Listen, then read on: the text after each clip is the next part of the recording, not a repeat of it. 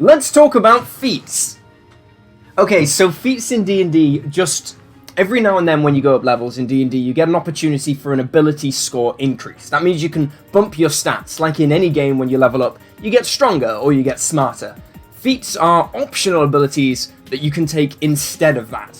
So they are basically ways to spruce up your character in a more interesting way than just saying, I get stronger. So we're going to break all of them down for Barbarians, because different classes appreciate different feats. So that's basically that. This video will be very long, so I'm going to split it into 2 parts. So this is part 1, and part 2 will be out tomorrow. We're going to go up to mobile today. Okay, that's everything. Let's get going. But no, it isn't, because I forgot about something. I made a Patreon, and if you don't know this, YouTube Shorts, anything played on the YouTube Shorts player makes no money, which is 90% of what this channel is. I didn't make this channel to get rich or anything. I'm not worried about money. I have a job. I mean, more money would be good. I like money!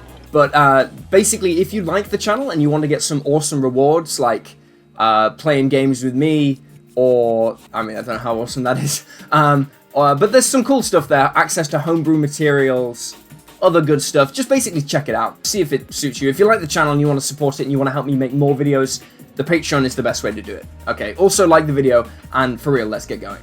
First feat we're going to talk about is Actor. This is a... Good girl. This is a feat that lets you increase your charisma score by 1, and it lets you imitate the sound of any creature or person instantly. And it also gives you advantage on rolls if you're impersonating someone or pretending to be someone. Now, Barbarians don't actually use deception all that much in my experience. They tend to be more intimidation focused for their roleplay, but that doesn't mean you have to do that. Actor's a really good feat for anyone who can disguise themselves, because if you can disguise yourself, if you have access to disguise self, and you can imitate anyone's speech and the sound of their voice, you can basically pass off as anyone at the drop of a hat. It's just instant. You can transform everything about yourself, which is really cool. Barbarians don't do that too much, but Actor is still not a bad feat. Generally, it's just not optimal for Barbarians, so I'm going to put it in flavor only. So it's a good feat if it plays into your roleplay the way you want to play. Really good. It's probably not very good if you're trying to be the best, combat focused Barbarian you can be, or just generally optimizing your character. It's not going to perform too highly, but it's a good flavor choice. It's definitely not a bad feat. It's just not great for Barbarians. I don't have no problem because I am actually... Jeez. Good fucking God. Alert. Alert is a really good feat, and it's just bad. It is just bad for Barbarians, because you get Alert basically for free just by leveling up. I can't remember what level it is. It might be level 7.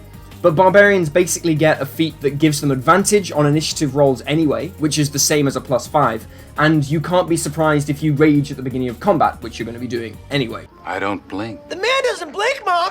The man doesn't blink! Alert, although it is an amazing feat, and it would probably be in the really good tier for other martial characters, for Barbarians, you should never take it. Just never take it, because you will get it anyway completely for free just by leveling it up. So it's like choosing not to have a feat at all. So yeah, it goes in just bad. A feat has to be really bad to go in just bad. But yeah, Alert for Barbarians is genuinely that bad, even though the feat itself is really good. So, Then we come to Artificer Initiate, which is the first of a few feats that basically let you cast spells from another spellcaster's spellbook, basically. So you can kind of lean into being an Artificer a little bit without actually being one, without taking levels in Artificer. The problem with Artificer Initiate and a lot of these spellcasting sort of things is that Barbarians can't cast spells while raging, and if they rage while concentrating on a spell, the concentration drops. So you want to be raging all the time. That's the whole point of being a Barbarian, but that means you kind of lose a lot of the advantages that would come with taking these feats. Now, that said, Artificers do get access to Guidance, which is one of the best spells in the game, and it's something that you can use outside of combat. The problem is, you don't want to be the one who has to do that. Ideally, you'd have a Druid or a Cleric in the party to handle that stuff for you. So, Artificer Initiate, it is probably just bad, but if you are playing like an Artificer Barbarian, if that's what you want to do, I'll put it in flavor only, because it's a flavorful thing to do. It's the type of thing, honestly, that if I was DMing and you said, my Barbarian wants to learn a bit about being an Artificer, I'd probably just give you that feat for free, because it's really not very high impact. So you could talk to your DM about that and not have to waste a whole feat slot just on pumping up your backstory, basically. But yeah, Artificer Initiate, cool, but not very good. Alright, Athlete. So Athlete gives you a +1 in Strength and, is it Con? Strength or Dex. It gives you a +1 in Strength or Dex, which are both good stats to boost. But the other side of it is not really that impressive. You can jump without a run-up, which I've never seen come up. If you could jump further, I'd be like, well, that's pretty cool. You could find uses for that. But you can just jump without a run-up, so it's very, like, meh. And your climbing speed is higher. It's just a lot of stuff that never really comes up. Remember that you can take a feat or an ability score increase. Athlete's just one of those things where you'd just be better off taking the ability score increase every time, because the jumping thing, it's just not going to come up that you can jump without, 10-foot movement to jump rather than 5-foot movement to jump. It just doesn't happen. So I'm going to put it in just bad. And I'm just saying now that this is a very negative start, but there are some really good feats coming up, so, stay with me. Charger. Charger's a good feat. Basically, it says that if you dash on your turn, which is something Barbarians sometimes have to do if combat starts away from you, it's too far away. If you dash up to someone, you can use your bonus action to attack them. Punishment for dashing is often that you can't really attack that turn, so it kind of feels like a big trade to have to run up to someone and then not attack. That sort of sucks. But with Charger, you still get to attack, which is really nice, and then you can get a +5 to the attack roll if you run up to them. So you're not only you're attacking, you're almost definitely hitting, which is amazing. The only downside I'll say is that that keeps it off being really good is that Barbarians actually do have quite a lot of uses for their bonus action. If you're charging up to an enemy, it's normally the beginning of combat, and if you're doing that, if combat's just started, your bonus action's probably going to be taken up by raging. So I'm going to put Charger in situationally good. It is good, but it's a little bit situational because it costs your bonus action to do the attack. But it is still a good feat and, worth considering. Chef. Yeah, Chef. Only take this feat for the flavor. Nice. Chef, it's fine. It's someone needs to be able to cook on your voyage, right? It could be you. But it's not really worth a whole feat. It's just, it's fun. It's fun to be a chef. Again, this is another one where if someone else can do it on the party, awesome. If you need someone to do it and you like the idea of being a barbarian that murders beasts and then cooks them up, yeah, awesome. Go for it. Crossbow Expert. It's just bad. Barbarians don't use ranged weapons. We're all about getting in close with big axes or warhammers or sometimes even finesse weapons, but it's all about getting right up to the enemy and attacking them lots of times with a big rage boost. So if you want to use a crossbow, there are better feats, but, there are better classes, sorry. But this one is just bad. Just don't take it. Crusher. Crusher's a good feat from Tasha's Cauldron of Everything, which is quite a new book, so I'm still quite excited about it. Basically, it means that if you hit someone with bludgeoning damage and you get a crit, all attacks against them have advantage until next turn. And if you hit them with bludgeoning damage, you can move them 5 feet. Moving enemies is actually always pretty good, and Crusher also gives you a +1 to Strength or Con, so it's a nice little half feat as well. It boosts your stats anyway. The only problem with it is that the advantage side of it doesn't come up very often. It's a 5% chance of happening. It's, you've got to crit them, and even then, you get advantage every turn anyway with Reckless Attack. So if you hit them with a crit and you've got like maybe a paladin next to you and a fighter on the other side, you're just going to destroy the creature. But if you're the only frontline fighter, hitting them with a crit with Crusher won't change anything, because your attack rolls already have advantage. So I'm putting it in fact, no, you know what?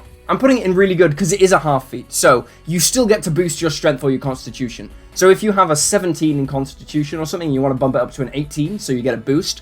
Doing that with Crusher is really nice. So yeah, it goes in really good. It's really good. Okay, so dual wielder means you can wield 2 weapons even if they're not both light, which is really cool. And it also gives you a +1 to AC if you're holding 2 weapons, which is fine. Barbarians don't really care about AC that much, because you're giving your opponent advantage when they hit you all the time anyway, but, I'll take it. Dual wielder, this is one of those ones where it's going in situational, I'll tell you that right now. It's really good, if that's how you want to play. The problem is, the play style of being a dual-wielding barbarian just isn't as good as just the normal barbarian. It's just not as strong. But if that's a flavor that you really like, I'm not going to put it in flavor only because it is still a really good feat. If that's a flavor that you really like, being a dual-wielding barbarian, then I say go for it. And you can make dual-wielder really work for you. I like this one a lot just for the idea of dual-wielding 2 flails. It just sounds like absolute chaos and also quite strong. So yeah, epic flail. It goes in situation. It's not good. I'm not going to lie and say it's really good, but it's fun. And you should definitely do it if you're playing a lower power game where you have room to have fun. That's why lower power games are really good. Because everyone can kind of mess around a bit more. Dungeon Delver. This is one of those feats that sounds like it should be really good in a game called Dungeons and Dragons. Dungeons in the name. But it's just not. Sadly, it's just bad. Sadly. And honestly, for Barbarians, it's extra bad because you're already the person setting off traps, and the way Barbarians do that is by running through them. If you're worried there's traps in the room, you just rage and run through them. And you're going to be taking half damage, and you get advantage on dex saves as a Barbarian against stuff you can see. This is like a feat kind of designed to help people sneak around through dungeons, but that's not how you're really good in a dungeon, because you run through the dungeon and you just trigger everything, and then the rest of your party follows on behind. Durable. So this is another half feat. It gives you a +1 in Constitution, so it's never going to be too bad. And then basically it says that whenever you roll a hit dice to regain health, so whenever you take a short rest basically and you choose to regain health by rolling a hit dice, you cannot roll lower than twice your Constitution modifier. So I did some maths here. I did some maths to work out how good this really is, and it turns out that it's not good. And I'll break it down for you. So basically your average hit die roll as a Barbarian will be a 6.5 because you have a 12 hit dice. So you're averaging a roll of 6.5. So if you're taking this feat, you're probably boosting your Constitution up to 18 at most, assuming this is the first feat you take, which puts your Constitution at 18, which is a +4, which means when you roll hit dice, you can't roll lower than 8. But you're already rolling an average of 6.5, so like what you're really doing is you're taking an entire feat to say that every time you roll a hit dice, the average roll you'll be getting 1.5 extra hit points per roll, which is just not impactful enough at all. Now this is a feat that gets better the lower your hit dice is. So if you're a sorcerer and you'd gone really high into Constitution, say you managed to get your Constitution to 18, that would mean that you'd be rolling max on your hit dice every time, which is awesome. But for Barbarians, because your hit dice are so high anyway, it's just not needed. So it's not flavor only. I'd say it's the bottom of situational. The reason why it's not just bad is because it is a half feat that gives you +1 to Constitution, and it does have some upside. Like undeniably, it is better than nothing. But it's just not very good. So you're very bottom of situational. If you need a feat to boost your Constitution, there are better ones. But this does something. So if you like it, you can take it. So Fey Touched is an interesting one. We've already discussed that Barbarians don't make great use of their spell casting if you give it to them, because you can't cast spells while you're raging and you want to always be raging. But with that in mind, Misty Step is a really good spell, and there are other really good spells you can pick up with this, like Hunter's Mark, which can kind of give you a damage boost. The problem is, as we've discussed, it's a spell casting thing, and we just aren't in the place to cast spells.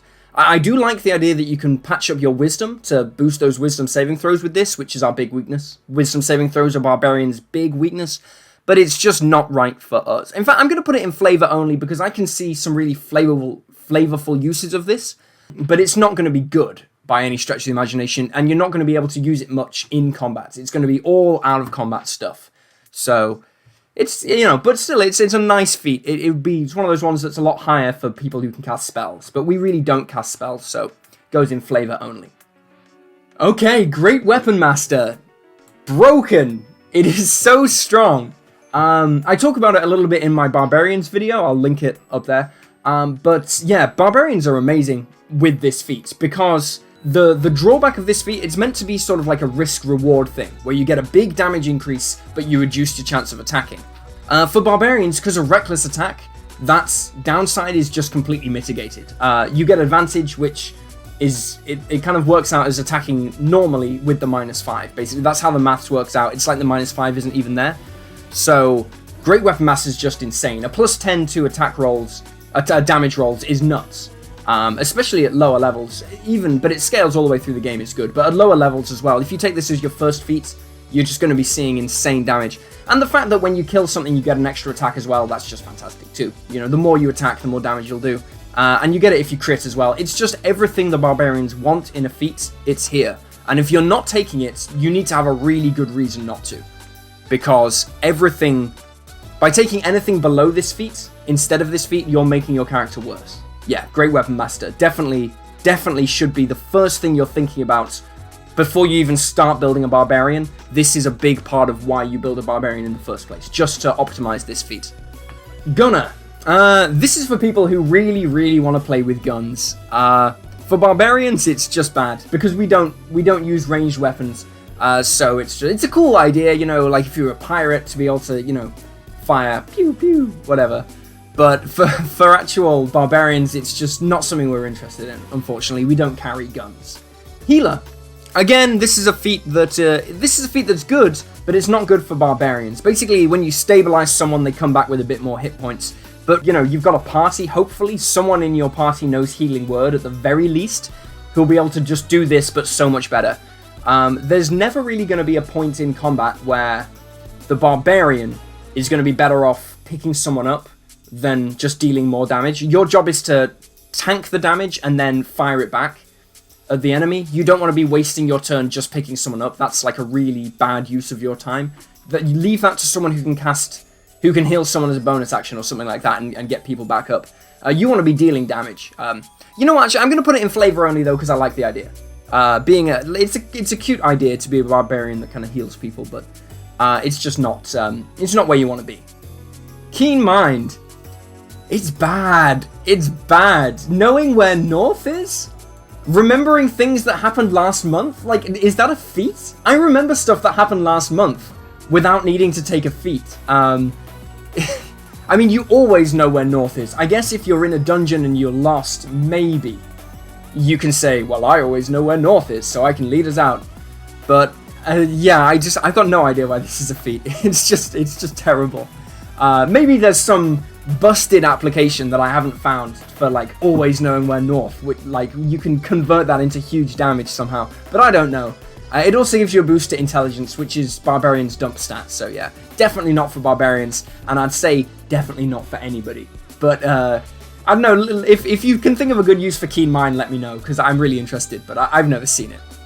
Lightly Armored is just bad. It's a good feat, but we get medium armor proficiency anyway, so literally this is useless. Yeah, nothing more to say, just don't take it. Linguist. I'm going to put this in flavor only. It gives you an intelligence boost, which as we've said is our dump stat, but being able to speak some languages is cool. If it fits your character flavorfully, and you want to be able to communicate with someone, if something happens, someone arrives that doesn't speak the language, and you really want to, for roleplay reasons, learn to speak that language, I think taking Linguist could be really cool. But it's pure flavor. It doesn't add anything to your build in terms of how good it is. It's just, you know, if you want to be able to speak some languages, pick up Linguist. But yeah, it's not great. And also, most DMs, I'll say this, most DMs will let you learn a language on the side anyway. If you say, I spend my evening practicing, I don't know, whatever language you want to play, Primordial or something, they'll eventually let you learn if you buy a few books of, you know, I should imagine that's fair. Just over a couple of months, you can teach yourself a language. You don't need to take a feat, unless your DM's hardcore. I'd let you just learn a language. Can you speak Bocce? Of course I can, sir. It's like a second language to me. I'm a All right, shut up. I'll take this one. Lucky. Boop. Oh, yeah. You know what I said about Great Weapon Master being the best feat? I actually forgot about Lucky. Lucky's the best feat in the game, full stop. If I do these tier lists for other classes, which I want to eventually, and I will do if you let me know if you like this, like the video. But every class will have Lucky in S, because it is the best feat in the game. Just re-rolling dice is huge. Giving yourself free advantage is insanely good, especially outside of combat. A lot of DMs just ban Lucky because it's broken. Some DMs say you can use it but only in combat, which means it's good but not broken. But if you're just playing with flat, just Lucky, just as it's written, rules as written, Lucky's insane.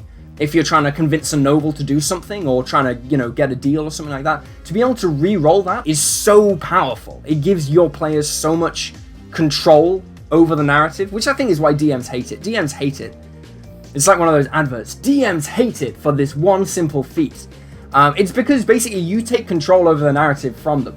If they want you to do something and you've got lucky, you can just keep re-rolling the dice until you get a crazy high success rate. It's broken, but think about it before you take it, because, you know, it can be a little bit problematic in-game. It can lead to some less fun gaming experiences. It can also lead to more fun ones, depends how you're playing. But yeah, bear that in mind. It's a really good feat, but a lot of DMs won't let you take it. Mage Slayer. So Barbarians usually hate mages. They don't like being forced to make saving throws. They'd rather fight things that attack them with their claws, because you can just shrug off that damage. But that being said, I don't know how often it really comes up that you're fighting sort of spellcasters where you need to take whole feats just to have advantage on saving throws when you're right next to them. If this gave you advantage on saving throws from any distance, I'd say it's really good. But because you've got to be within 5 feet to make the saving throw. To make the saving throw with advantage. And the problem with that is just like, if you're within 5 foot of a mage, they're probably about to die.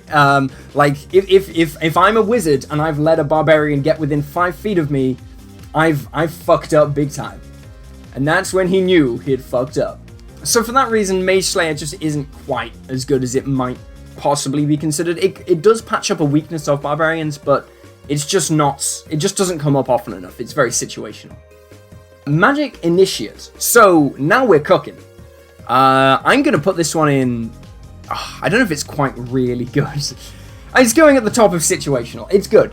Magic Initiate's just similar to the other Initiate kind of things, but it's just from whatever you want. So you get 2 cantrips and 1 first level spell from any class, which is fantastic, because although Barbarians can't cast inside of combat really because you're going to be raging, you can still get some great utility spells from this. So you can get your guidance, you can get your command, you can get your prestidigitation, you can get your mage hand, all of these really fun, interesting roleplay spells that give you advantages outside of combat. You now have access to them all, which patches up another big weakness of Barbarians, which is that they sometimes feel like you can't do much outside of combat. But this gives you an answer. This lets you do stuff, so I really like it. I'd say it's the top of situational. Maybe it would go into really good, but I'm really on the fence about it. It's probably, you know what? Yeah, okay.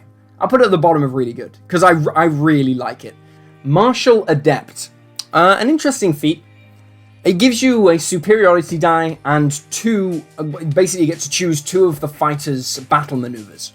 The problem is, I just don't think they're very good for Barbarians. I've looked through it a few times. I've never really seen anyone use this well. Just having 1 superiority die per short rest just doesn't do enough. You're just not getting enough advantage because the battle styles aren't even that great. Consider maybe once per combat encounter getting to grapple as a bonus action if you use that battle maneuver. Compare that, to Great Weapon Master, where every single attack you are getting a massive advantage, and you'll see why this is just like, I know this is an unfair comparison, but Martial Adepts just doesn't do enough. And also, if you want to grapple, there's a better feat you can take later that we'll get to in the next video. Okay, finally we come to Mobile, which is a great feat. It's especially used for monks. It's really regarded as the monk feat. It's sort of their version of Great Weapon Master, where everyone takes it. For Barbarians, I'm going to put it at high situational. The reason for that is, it is good. Extra movement speed's always good. But you don't really care about the disengaging thing. Like, monks, it's good for monks because they can run in, attack, and then run off, but you don't really care about getting hit back, honestly. You want to run in, attack, and then stay there to keep attacking more. It does have a little more synergy with the Eagle Totem Barbarian, which I'm actually going to make a short on that eventually, but it's just something to bear in mind. But even for that one specific subclass, and that's like a subclass of a subclass, it's still pretty good. But for everyone else, it's only okay. So I'll put it high situational because movement speed's always nice, and mobile is just generally a very good feat, so it can never be too bad. But really, yeah, it's for monks, really, is who really make use of that feat, not really Barbarians. And yeah, there we are, halfway through, pretty much, and I'm gonna call it here because this video is way too long, and I'm gonna release part 2 tomorrow. I just don't want to drop an hour-and-a-half long video on you. Just, I just don't think anyone's going to have the time to watch that. So, but thanks for following along. I hope you enjoyed it. I hope this was useful. And yeah, if you want to see part 2 right away, I'm going to put it on my Patreon. You don't have to pay. It's going to be available for everyone. If you just go to my Patreon, you'll find it. My Patreon will be linked at the top of the description. It'll be the first thing in there. So check that out. If you just want to watch part 2 now, just get it all out of the way. It will be there. Or you can wait one day and it'll show up tomorrow as normal. Thanks so much for watching. Like this video, subscribe, yada yada yada, and I'll see you next time. And I'd like to give a special shout out to Abhorsen Aelin and Patrick C for supporting this channel at the Ancient Gold Dragon tier, alongside everyone who's supporting the channel to keep these videos going. Thank you.